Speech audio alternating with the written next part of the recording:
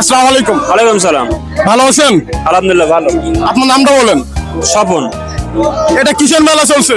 এটা রাসের মেলা, রাস পূর্ণিমা উপলক্ষে মেলা হয় এখানে। এই জায়গাটার নাম কি?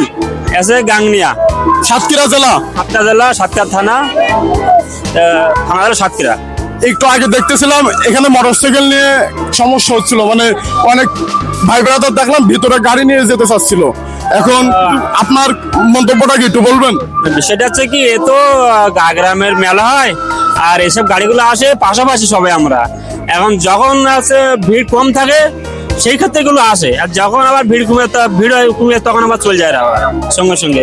যেহেতু এগুলো আমাদের পাশাপাশি সবাই, বাইরে কোনো গাড়ি এর ভিতরে ঢোকে না।